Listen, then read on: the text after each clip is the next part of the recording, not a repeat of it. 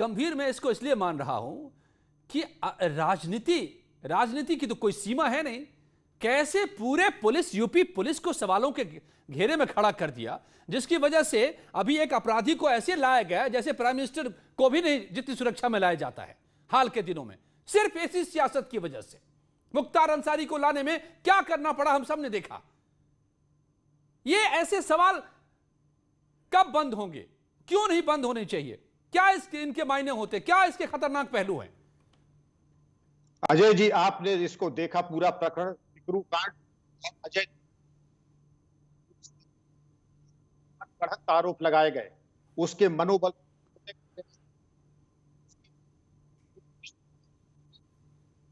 कोशिश की गई, लेकिन भला हो हमारी समिति का। सॉरी सर, आपकी भी आवाज नहीं आ पा रही है, तो आप फिर से जुड़ें। आपको नेटवर्क मिले। इस बीच में प्रोफेसर धर्मेंद्र यादव जी, आपके पास दोबारा आ रहा हूं। धर्मेंद्र जी, यस, मैंने उस खबर को भी बहुत ही करीब से देखा था और हमने कई बार डिबेट किए, बड़ा लंबे समय तक ये मामला चला था। और आज जब ये खबर आती है, आयोग जो सुप्रीम कोर्ट की मुहर जिस पर थी, जिस पर है, उसने साफ कह दिया कि एक गवाह नहीं आया सामने। तो इतनी बड़ी राजनीति कैसे कर लेते हैं आप लोग बिना आधार के? भाई क्या समझते हैं पब्लिक को? अजय जी जी मुख्तार अंसारी जी वाला केस आपने किया था, मुझे याद है। उसमें जब सीबीआई की विशेष अदालत ने मतलब गवाहों के अभाव में उन्हें बरी किया गया था, तो उसको देखने का आपका आईना अलग था। इसमें इसको देखने का आईना आपका अलग है। तो पहले आप चश्मा ठीक करिए कि भाई किस आईने से आप देखना चाहते हैं।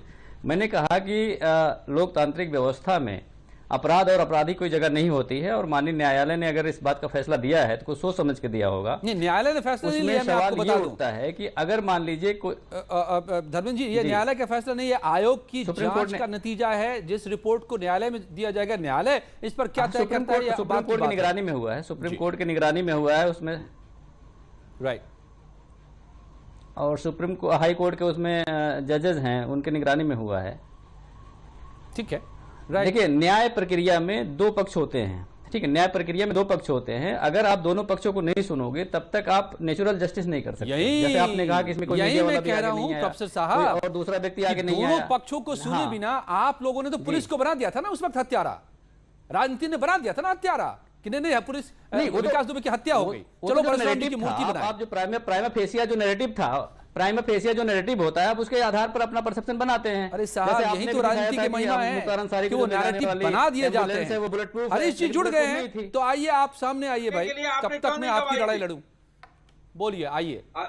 अजय जी देखिए, विपक्ष की राजनीति का जो सबसे शर्मनाक जो पहलू है वो यही है कि अपराधियों को लेकर के भी जांच पांच की राजनीति करते हैं, और उस पर भी ये राजनीति की रोटी सेकने का प्रयास करते हैं, कांग्रेस पार्टी हो या समाजवादी पार्टी। अभी धर्मेंद्र जी कह रहे थे कि राम जी की और परशुराम जी की दोनों की मूर्तियां लगेंगी, बहुत अच्छी बात है, लेकिन विकास दुबे जैसे अपराधी, दुर्दांत अपराधी के इनकाउंटर पे अगर वे राजनीति कर रहे हैं तो ये सबसे शर्मनाक है। और समाज ऐसे लोगों को, जो लोग अपराधियों को भी राजनीति के खांचे में डाल करके राजनीति कर रहे हैं, उनको पूरी तरह खारिज करता है। कम से कम समाज के लिए, देश के, प्रदेश के हित के लिए कांग्रेस पार्टी के नेतागण और समाजवादी पार्टी के नेतागण, जरा ये जो सुप्रीम कोर्ट के जो द्वारा नियुक्त ये जो कमेटी थी, इन्होंने जो रिपोर्ट दी है, इस आईने में अपना अपना चेहरा देख लें कि आखिर वो अगर पुलिस बल को या सरकार को की छवि को खराब करने का प्रयास करते हैं तो आखिर किसका ये नुकसान होगा? ये क्या प्रदेश का नुकसान नहीं है? आप क्या मैसेज देना चाहते हैं? सुधांशु जी, ये लड़ाई कमजोर होती है ना, अपराधियों के खिलाफ लड़ाई कमजोर होती है। बाटला हाउस एनकाउंटर पे आंसू बह जाते हैं आपके, तो लड़ाई कमजोर होती है। फिर आतंकवाद के खिलाफ भी दिक्कत ये है।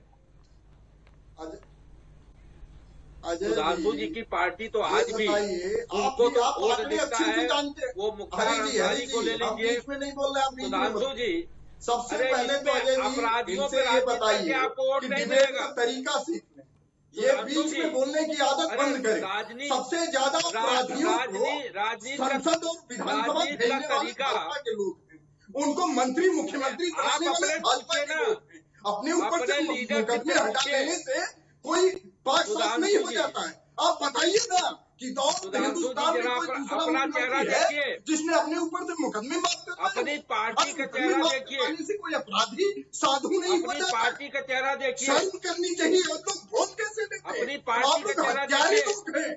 हत्या करना जानते हैं, इसीलिए आप पर बार बार सवाल उठेगा। रही विकास दुबे की बात, अजय जी सुन लीजिए ध्यान देकर। हरी जी से कहिए 1 मिनट चुप रहे। उसका पाप कांग्रेस पार्टी पे है। अरे उसका हरी जी मैं चैलेंज करके कहता हूँ सबसे। अरे सुन लीजिए, अरे सुनने की आदत डालिए भाई। चैलेंज आप क्या सरकार करेंगे? में होने का मतलब ये नहीं है कि करते रहेंगे। चैलेंज आप नहीं कर सकते। हाँ मैं चैलेंज करता पूरा हूँ इतिहास कि गवाह है। सरकार के खिलाफ मुकदमा था, इसमें गवाह नहीं मिले हैं। जब भी कांग्रेस सरकार आएगी सारी इनकाउंटर की जांच करवाएगी। ये हत्यारी सरकार है और ये इस दम पर मैं कह रहा हूँ कि आप भी हत्याओं पर लगे हुए हैं। इस उत्तर प्रदेश में एक हत्या की जिम्मेदारी योगी आदित्यनाथ की है। आज जो लोग ऑक्सीजन के लिए मर रहे हैं, बिना दवाई के मर रहे हैं, बिना बेड के मर रहे हैं, उन सबका हत्यारा अगर कोई है तो योगी आदित्यनाथ है। ओके सुन लीजिए आप लोग। विक्रम सिंह साहब जुड़ गए हैं क्या?